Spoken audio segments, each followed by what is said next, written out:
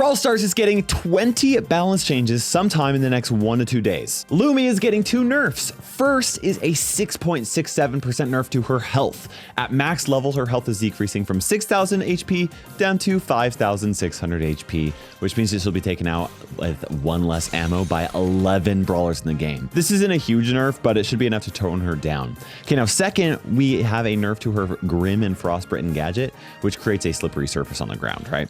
Its cooldown is increasing by 4 seconds, which is a 22% nerf to its cooldown. These 2 nerfs are going to help tone Lumi down. I don't actually have footage of these balance changes, but I'm sure you guys can just use your imagination here. Bea is getting a nerf to her Rattled Hive gadget, which shoots bees out away from her. Now the cooldown is increasing from 20 seconds to 24 seconds. That is a 20% nerf to the cooldown.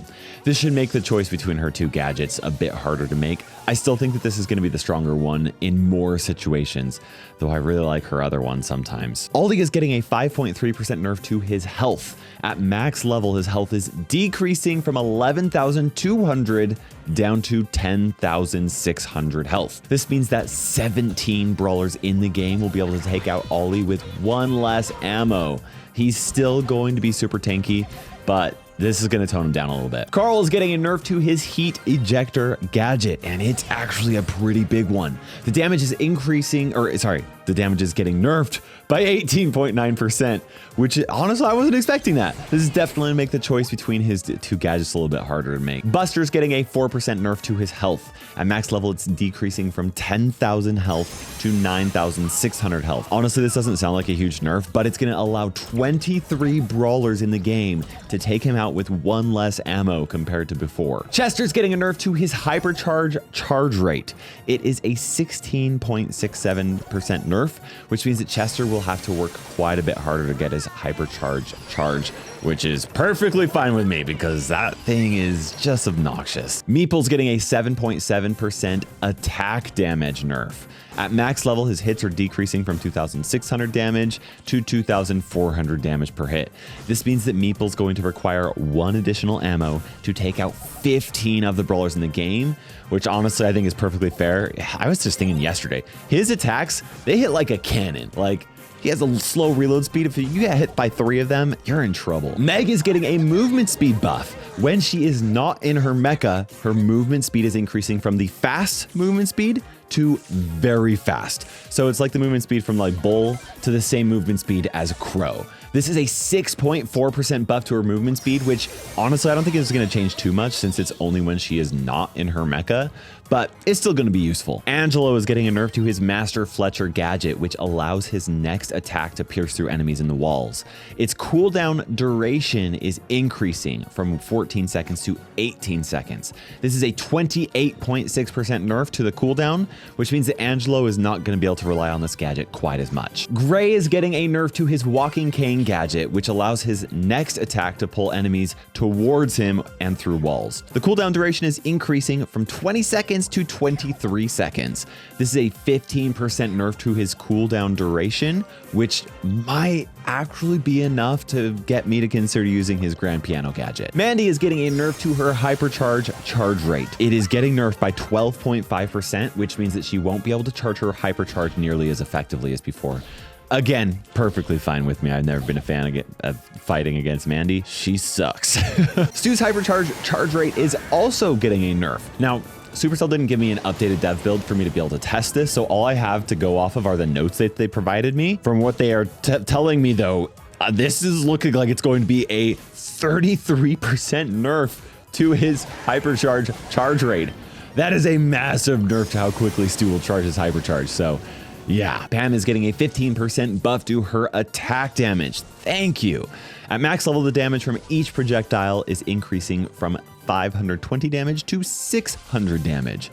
This means that with just 1 ammo, she will be able to deal 5,400 damage if all 9 of them hit an enemy. It also means that she will need 1 less ammo to take out 23 of the brawlers in the game, assuming all the projectiles hit. Honestly, I love seeing Pam get this. She has been very much power crept on by so many brawlers, and I like Pam. I like them big, I like them chunky, I like them thick. I like 'em lumpy.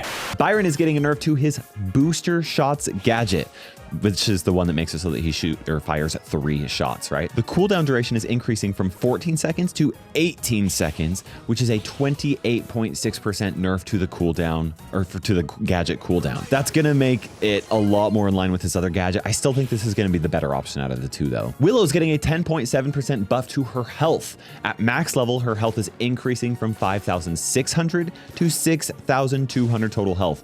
That's a pretty sizable buff. It means she'll be able to survive 1 additional ammo from 24 of the brawlers in the game, as if being immune to damage when her hypercharge super hits an enemy wasn't enough, but whatever, she's stronger now. Jessie's getting a 3.3% buff to her health. At max level, it's increasing from 6,000 health to 6,200 health.